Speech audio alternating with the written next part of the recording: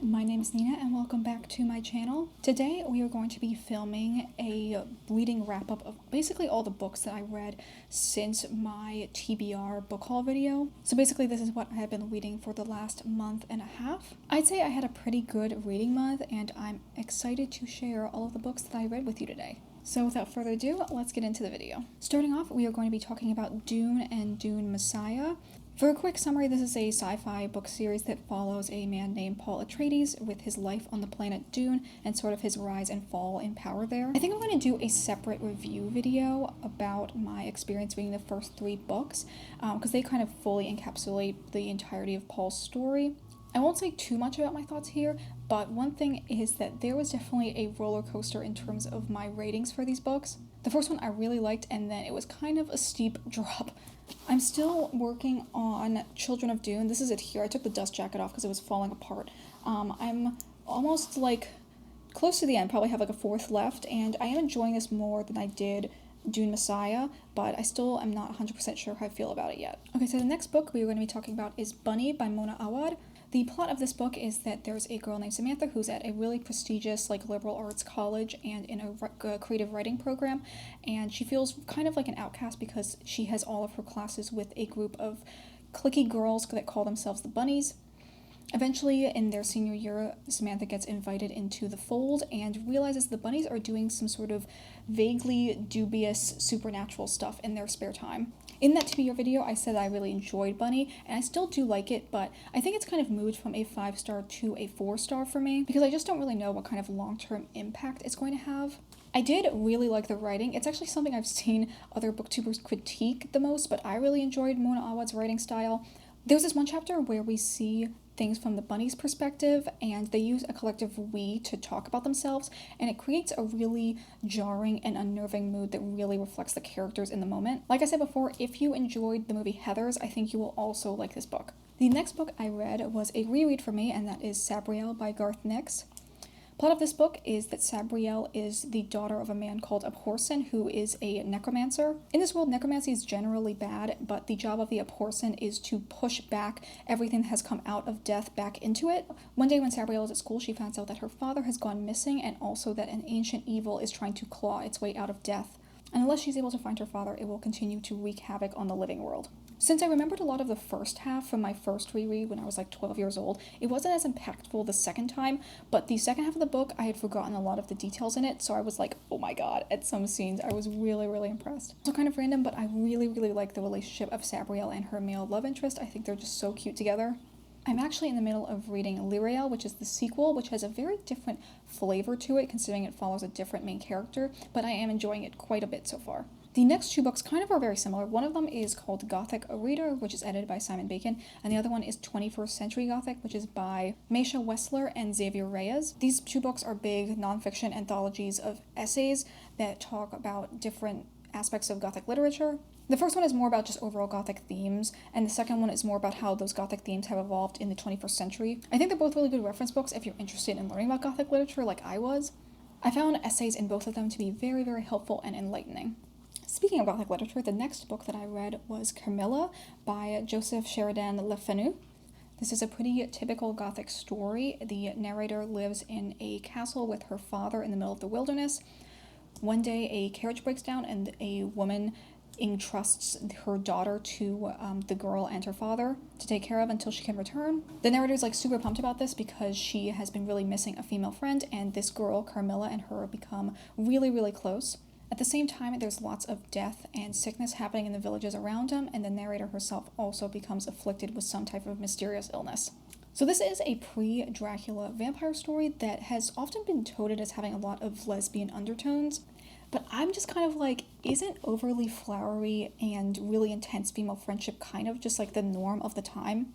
I don't know if I've just been socially conditioned to think that in the olden times gay people didn't exist, that was just kind of the norm for female friendships, and it's hard to really read a lesbian relationship into it. I just feel like I don't really see a lot of the concrete evidences for that in the text. I'm all for people in the modern era kind of recontextualizing and retelling Carmilla to be a more of a lesbian story.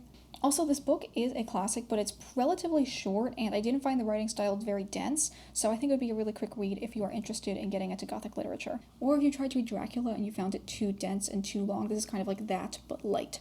Okay, so the next book I read was Reign of the Fallen by Sarah Glenn Marsh.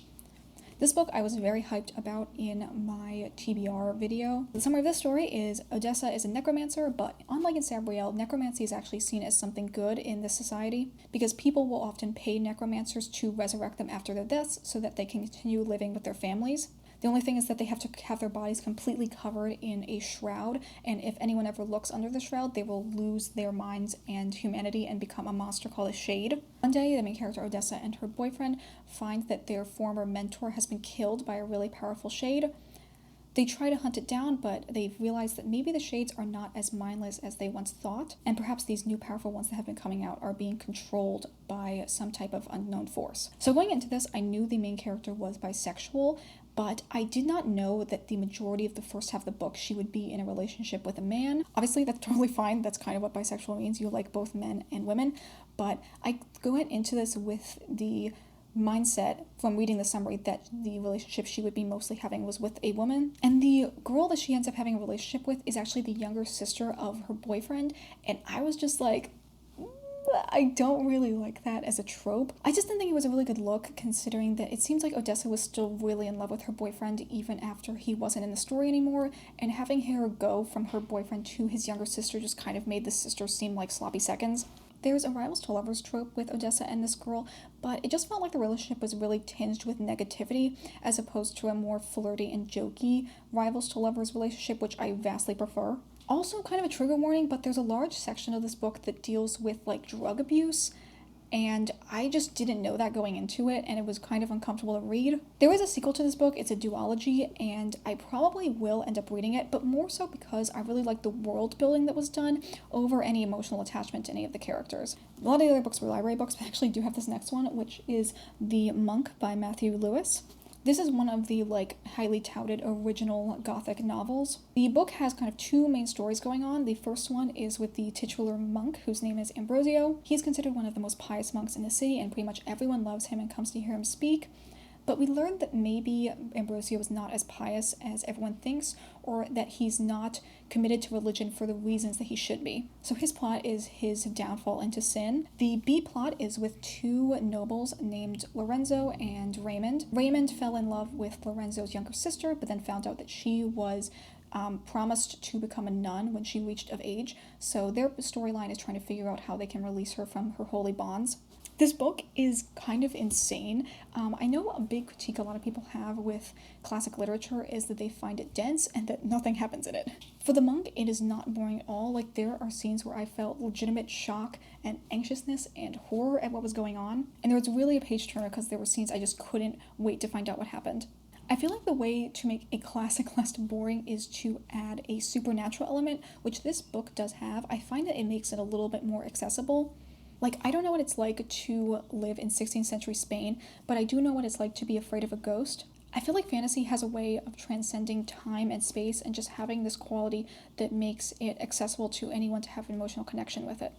Okay, so the last set of books are kind of odd. So I saw this tweet going around, and my friend had retweeted it and was talking about how in college her and her friends would read a new BL every week and then talk about it. And it made me think that I had not read BL since I was probably in high school or early college. And I don't know, I just kind of missed it. So I reached out to a different friend who I knew had been getting back into BL and just kind of asking for her recommendations. The first one she gave me was more of her problematic fave, and the second one that she recommended was what she considered a really good story and one that helped her get back into it as well. The first one is Titan's Bride, which is the problematic fave. So this is an isekai story where a boy is teleported into another world so that he can become the bride of the Titan prince in order to avoid a world-ending prophecy that they have there. Personally, I don't really like isekai, whether it's BL or just in general anime and manga, so I just feel like this wasn't probably the manga for me. I find in general isekai stories to be a little bit boring, and the world building is not as developed as it should be, and this is just a general design I find with a lot of isekai stories, not just this one. I think if you are a big fan of that genre and you have been clamoring to find a BL version of it, then this is the story for you. The second one that I read is BJ Alex, and the BJ does not stand for what you think it does. It actually stands for broadcast jockey, which is apparently like the term for streamer in Korea. This story follows Donggyun, who is a college-age student that is a big fan of like a camboy-esque streamer named Alex. And through some developments, he finds out that one of his classmates, Jiwon, is Alex. And they sort of start a friends with benefits situation that of course leads to catching feelings.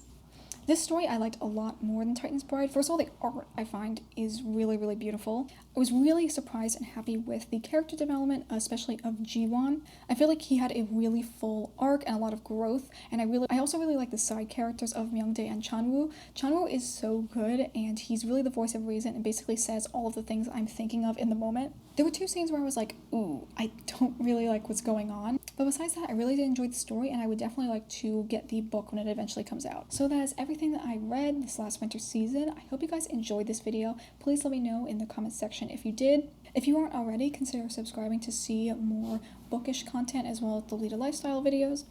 But anyway, I will see you all in the next video.